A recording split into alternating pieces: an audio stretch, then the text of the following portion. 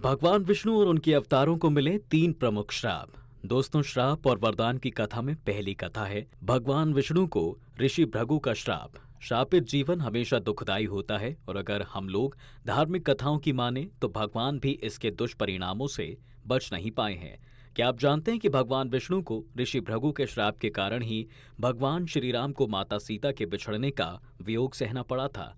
लेकिन आखिर वह कौन सी घटना थी जिस कारण ऋषि भृगु ने भगवान विष्णु को श्राप दे दिया था। इस पौराणिक कथा की चर्चा भागवत पुराण में की गई है। इसमें बताया गया है कि स्वर्ग पर अधिकार करने के लिए दैत्यों ने देवताओं पर आक्रमण कर दिया, जिसके बाद दोनों के बीच भयंकर युद्ध हुआ। इस युद्ध में कई राक्षस मारे गए और इनकी भयंकर पराजय हुई तथा देवताओं की विजय हुई।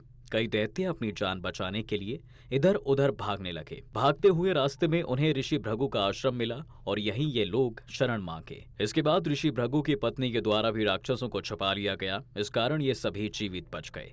जब देवताओं को इस बात का पता चला तो वे हैरान रह गए और जाकर ये सारी बातें भगवान विष्णु को बताई। यह जानकर भगवान विष्णु बहुत क्रोधित हो गए। इसी क्रोध में उन्होंने अपना सुदर्शन चक्र चला दिया, जिससे भृगु की पत्नी का सिर उसके धड़ से कटकर अलग हो गया और उनकी मृत्यु हो गई। जब ऋषि भृगु को इस घटना के बारे में पता चला तो वे बहुत क्रोधित हो गए और उन्होंने भगवान विष्णु को श्राप दिया कि उनकी पत्नी इस अपराध के लिए इतनी बड़ी सजा की हकदार नहीं थी।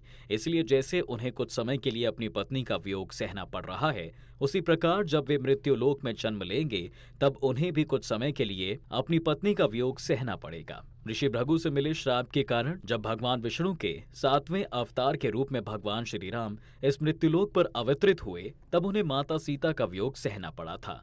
यहाँ वे अपने धर्म पालन के कारण ही माता सीता से अलग हो जाते हैं। नारद मुनि का भगवान विष्णु को श्राप। नारद मुनि ब्रह्मा के मानस पुत्र अर्थात जो पुत्र मस्तिष्क से उत्पन्न हुआ हो, संयोजन से नहीं, जो कि वेदों के दर्शन और यज्ञों से परिचित थे, उन्हें भगवान विष्णु का अवतार भी कहा जाता है। इन्हें देवताओं का शुभ चिंतक माना जाता है और सम्मान पूर्वक देवतागण देवर्षि कहकर संबोधित करते हैं।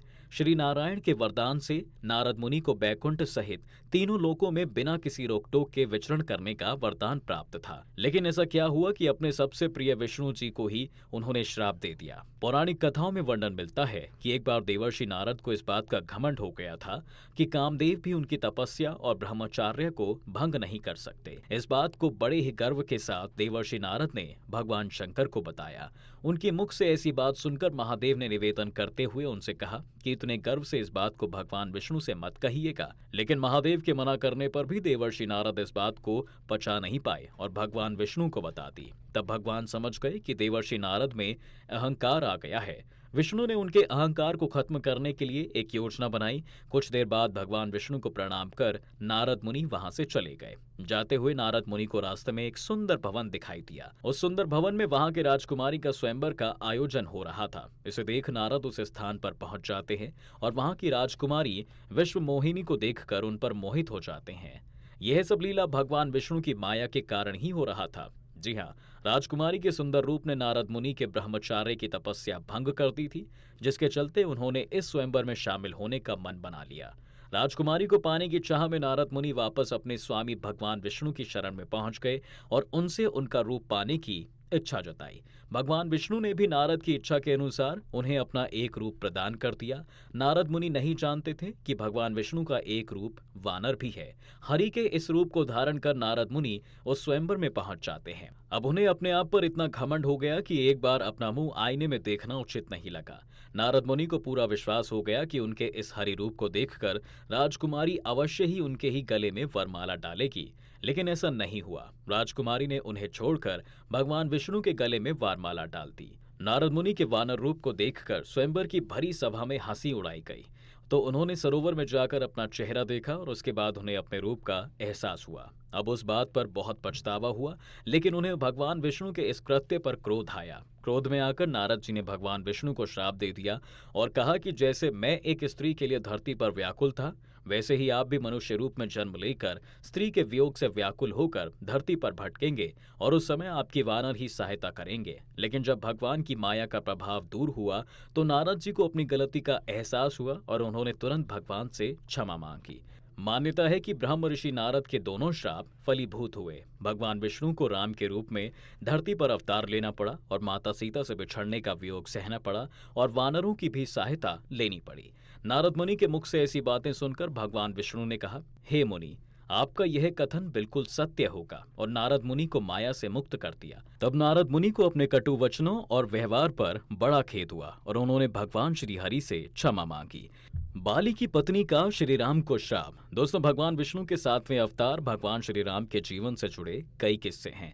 उनमें से एक किस्सा भगवान श्री राम के हाथों सुग्रीव के भाई बाली का वध करने का है। इसके बाद बाली की पत्नी द्वारा प्रभु श्री राम को श्राप देने से जुड़ा हुआ है। एक व्यक्ति के जीवन में दोस्ती उन रिश्तों में से एक है जो व्यक्ति के जन्म के साथ शुरू होती है और मृत्यु के साथ तक चलती है। बात उस समय की है जब श्री हनुमान जी महाराज द्वारा भगवान श्री रामचंद्र जी और सुग्रीव जी के मध्य मैत्री कराई जाती है। जब भगवान श्री रामचंद्र जी से उनकी मित्रता हुई तब वह अपने अग्रज बलि के भय से ऋषिमुख पर्वत पर अंजनी पुत्र श्री हनुमान जी तथा कुछ अन्य वफादार रीछ तथा वानर सेनापतियों के साथ रह रहे थे।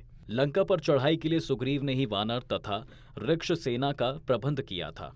सुग्रीव का बड़ा भाई बाली देवराज इंद्र का पुत्र और किष्किंधा का राजा था। बाली को वरदान मिला हुआ था कि जो भी उसके सामने से उससे युद्ध करेगा उसकी आधी शक्ति उसके अंदर समाहित हो जाएगी, जिसके कारण वह सुग्रीव की संपत्ति और उसकी पत्नी को हड़प कर उसे अपने राज्य से भगा देता है। भगवान राम से मित्रता के बाद जब सुग्रीव ने यह बात श्री राम को बताई तब उन्होंने छल से बाली को मारने के लिए उसे युद्ध के लिए ललकारने को कहते हैं। भयभीत सुग्रीव राम के यह आश्वासन देने पर कि राम स्वयं छल से बलि का वध करेंगे, सुग्रीव ने बाली को ललकारा। सुग्रीव की ललकार सुनकर बाली बाहर आ गया। दोनों में घमासान युद्ध हुआ और इसी बीच भगवान श्री राम ने बाली पर पेड़ की ओट में बाण चला दिया। बाण ने बाली के हृदय को भेद डाला और वह धाराशाही होकर जमीन पर गिर गया। सुग्रीव के बड़े भाई बाली की पत्नी तारा को जब यह खबर मिली कि भगवान श्री राम ने बाली का वध कर दिया है तो उनको काफी दुख हुआ। उसके बाद जब तारा को यह पता चला कि किस तरह से उनके बलवान और शक्तिशाली पति को छल से मारा गया है तो यह उन्हें बहुत ही बुरा लगा और उन्हें बहुत गुस्सा आया। तारा ने भगवान श्री राम को गुस्से में श्राप दिया। बाली की पत्नी तारा के द्वारा दिए गए श्राप में तारा ने श्री राम से कहा कि आप अपनी पत्नी सीता को रावण से वापस पाने के बाद उन्हें फिर से खो देंगे और वह आपसे बहुत दूर चली जाएंगी। जिस प्रकार मुझे अपने पति का वियोग सहना पड़ रहा है ठीक उसी प्रकार आपको भी अपनी पत्नी का वियोग सहना पड़ेगा।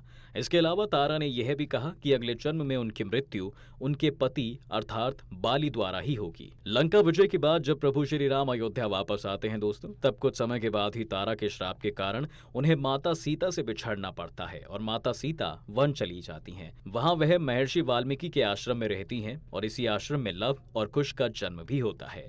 लेकिन जब फिर से श्री राम और माता सीता का दोबारा मिलन होने लगता है तो एक बार फिर से माता सीता से सवाल किए जाते हैं, जिसके बाद वो धरती में समा जाती हैं। द्वापर युग में जब भगवान विष्णु कृष्ण के रूप में जन्म लेते हैं तो वे एक भील के तीर लगने से शरीर त्याग देते हैं। वह भील कोई और नहीं बल्कि बाली का दूसरा जन्म था।